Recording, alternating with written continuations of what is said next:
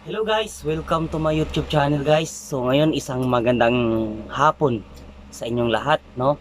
So ngayon guys, ay yung pag-uusapan natin or atong pag-istoryahan guys, pag-iskutan yung pangutana or yung tanong na kumusta ka karon o kumusta ka ngayon.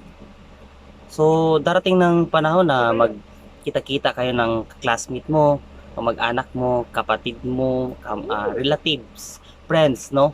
So magsama-sama, kumbaga reunion. Doon natin malalaman guys kasi yun yung mga tanong nila, no? So kumusta ka ngayon? So dito malalaman natin kung paano tayo nabuhay dito sa Pilipinas, sa mundo na to, no?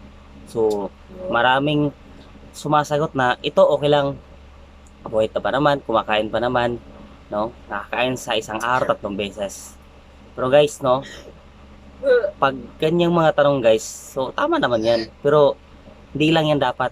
Naghahanap pa tayo ng mas umaangat pa yung kabuhayan natin.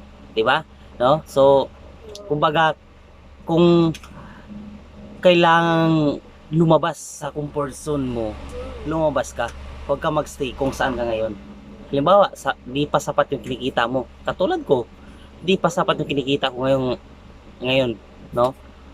Dahil empleyado lang po ako. Pero pasalamat ako sa Panginoon na may trabaho ako, no? Andyan yung kumpanya na nagbibigay sa akin pang araw-araw na hanap buhay. So, salamat sa kumpanya, no? So, yun guys, yun nga yung mga tanong, no? So, yung iba hindi pa naranasan na umaangat yung buhay, pero nangarap sila. So ano lang gustong gawin guys? Ito lang. Kailangan mo lang sipagan yung sarili mo, no? Huwag kang gumaya sa iba na andyan lang sa gilid-gilid naghanap buhay. Kung may pangarap ka sa buhay, kailangan mong abutin. Kailangan mong tahakin yung landas. Parang pinoproseso ka niyan eh. Hindi pwedeng mag-umpisa ka sa taas, no? Dapat umpisa ka sa baba. Kailangan may proseso.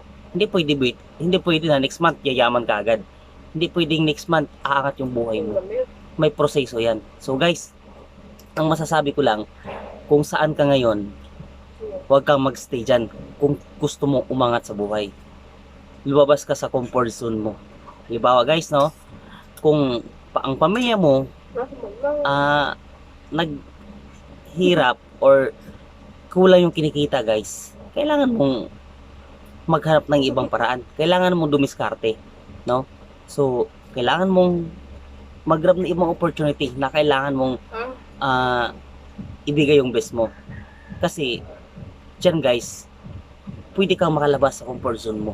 So guys, wag mong isipin na ito ay ito ay payo, pero totoo payo naman talaga to, no? So, at least ngayon magising yung utak mo na dapat hindi ka gumaya sa iba na hanggang doon lang. Kailangan guys, mas taasan mo pa yung plan mo sa buhay, no? Taasan mo, iangat mo yung sarili mo, huwag yung hanggang dyan ka na lang. So yun lang guys, maraming salamat po. Please pa-subscribe, comment, like, and share sa video na to. Thank you guys, I love you all.